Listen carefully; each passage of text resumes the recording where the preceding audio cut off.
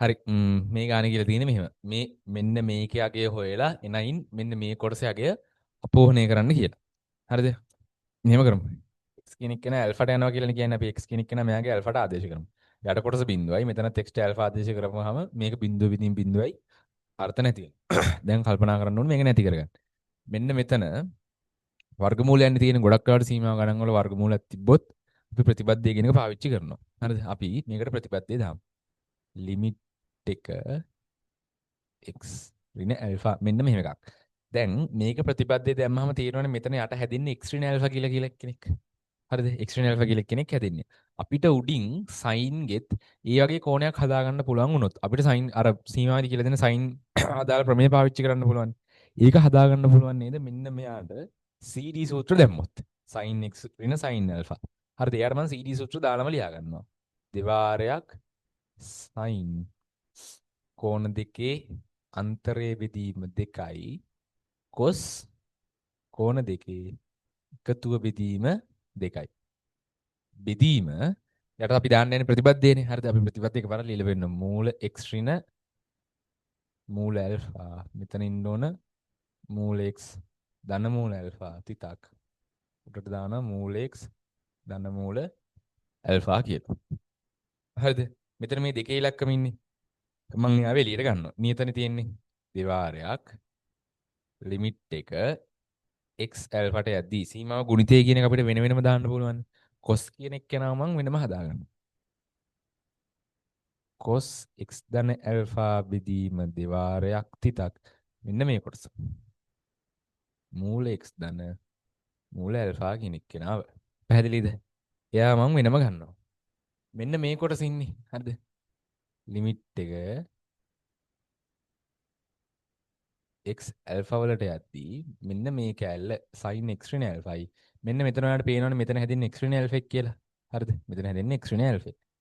sin x ඍණ alpha බෙදීම 2 බෙදීම x ඍණ ඇල්ෆා කියලානේ හැදෙන්නේ. පැහැදිලිද? දැන් මේ කෝණෙම නෙවෙයිනේ මෙතන ඉන්නේ. මේ කෝණයම නෙවෙයි මෙතන ඉන්නේ. මෙතන බෙදීම දෙකක් ඉන්නවා. මෙතන බෙදීම දෙකේ ඉලක්කමක් නැහැනේ. හරිද? මම කරන වැඩේ මෙන්න මෙතෙන්ද මෙයාට බෙදීම දෙකක් දාලා එයා නැති වෙන්න මෙතෙන්ට බෙදීම දෙකක් දාන්න. ගුණ කිරීම දෙකක් දාගන්න. හරිද? ගාණ්ඩ හානියක් නොවෙන්නේ. දැන් x ඍණ ඇල්ෆා කියන එක්කෙනා නෙවෙයි මෙතන මේ සමස්ත කෝණයම තමයි බිඳුවට යන්න ඕන. එතකොට මම මේ පැත්තට සීමාව ආදේශ කරනවා. දෙවාරයක් ලිමිට් එක අනේ අපි එකක් පාර ලියගමු x ඍණ ඇල්ෆා cos x ධන ඇල්ෆා බෙදීම දෙවාරයක් මූල x මූල ඇල්ෆා තිතක් මෙහෙම වැඩ. හරිද? මෙන්න මේ කොටස මම යටින් පොඩ්ඩක් ලියනවා. ගුණ කිරීම ලිමිට් එක මෙතන මේ කෝණේ ඉන්නේ x ඍණ ඇල්ෆා බෙදීම 2 කියන එක නා x ඍණ ඇල්ෆා බෙදීම 2 කියන එක නා බිඳුවට යද්දී මෙතන sin x ඍණ ඇල්ෆා බෙදීම දෙවාරයක් x ඍණ ඇල්ෆා බෙදීම 2 ගුණ කිරීම එපොඩ එහෙම තියාගමු තිතක් මෙතනින් එනවා භාගයයි කියලා. පැහැදිලිද? මේ කොටස කීයද? මෙන්න මෙයා. එයා 1යි. අපි මෙයාට සීමාව ආදේශ කරමු. හරිද? අපි මෙයාට සීමාව ආදේශ කරාම x ඇල්ෆාට යද්දි මෙතන එනවා ඇල්ෆා ඇල්ෆා 2යි ඇල්ෆා එක දෙකෙන් බෙද්දාම cos ඇල්ෆා මෙතන එනවා 2යි cos ඇල්ෆා 2යි cos ඇල්ෆා තිතක් මෙතෙන්ට ඇල්ෆා ආදේශ කරපුවාම මූල ඇල්ෆා කියන්නේ 2යි මූල ඇල්ෆා තිතක් මෙතන ඉන්නවා 1යට භාගයක් මේ දෙක ඉලක්කවල මේ දෙක ඉලක්කම් කැපිලා ගියාම මූල ඇල්ෆා වතාවක් cos ඇල්ෆා කියලා එනවා මෙයාගේ උත්තරේ. හරිද?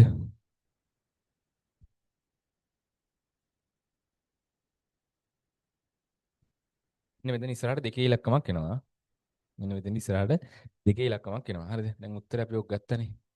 දැන් අපෝහණය කරන්න තියෙන්නේ.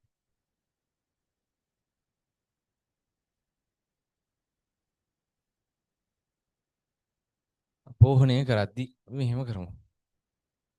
මේ හැඩයටම මෙන්න මෙයාව හදාගන්න. හරිද?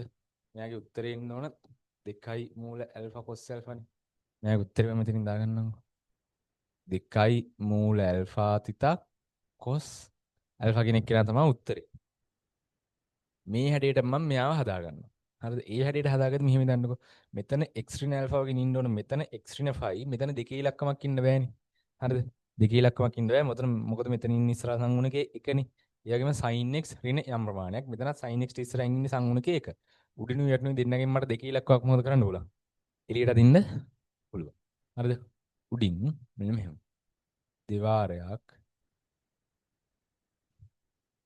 ලිමිට් එක x 5 වෙදීම 4ට යද්දී sin x ඍණ මෙයාගෙන් දෙකේ ඉලක්කමක් එළියට ගන්නවා කියන්නේ මූල දෙක විදීම දෙකයි.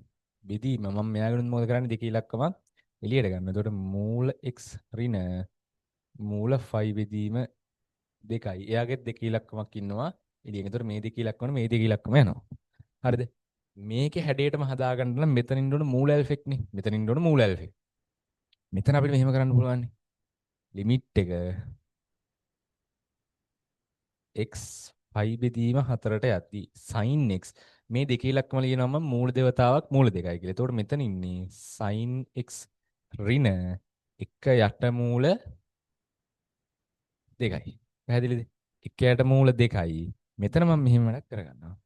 බෙදීම මෙතන ඉන්නේ මූල x මට මේ දෙකේ ඉලක්කම ලියා ගන්න පුළුවන් මෙහෙම. වර්ගමූල 4 කියන්නේ දෙකයිනේ. හරිද? වර්ගමූල 4 කියන්නේ දෙකයි. එතකොට මෙතන මට මෙයා වෙනුවට ලියා ගන්න පුළුවන්. 5 බෙදීම 4 5 බෙදීම 4යි. පැහැදිලිද? ඔතෙන් නිකන් ලියාගත්තා. තව ටිකක් අපිට මේක ලස්සන කරගන්න පුළුවන් මෙහෙම. උඩ හැඩයට මෙතන ඉන්න ඕනේ sin කෝණයක් නේ මෙතන ඉන්න ඕන sin කෝණයක්. එකයට මූල දෙකයි කියන්නේ sin 45. මෙතන ලිමිට් එක x 5 බෙදීම 4ට යද්දී මෙතනින් ඉන්න ඕන sin x ඍණ sin 5 බෙදීම 4යි බෙදීම මූල x ඍණ මූල 5 බෙදීම 4යි. හරි. මේ හැඩයටමයි ඉන්නේ. ඒ විදිහට මෙතන ඇල්ෆා වගේ ඉන්නේ. අපිට මෙතන ඉන්නේ කවුද? 5 බෙදීම 4. එතකොට මේ උත්තරේ ඇල්ෆා කියන තැනට 5 බෙදීම 4 ආදේශ කරා නම් හරි. දෙවාරයක් වර්ගමූලයක් ඇතුලේ 5 බෙදීම 4 ගුණ කිරීම. cos 5 බෙදීම 4 කියන්නේ cos 45. cos 45 කියන්නේ එකයට මූල 2යි. මෙතන වර්ගමූල 4යි කියන්නේ 2යි. ඒ කියන්නේ දෙවාරයක් මූල 5 2යි. එකයට මූල 2යි. මේකේ උත්තරේ එන්නේ 5 බෙදීම මූල 5 බෙදීම 2 වර්ගමූලය.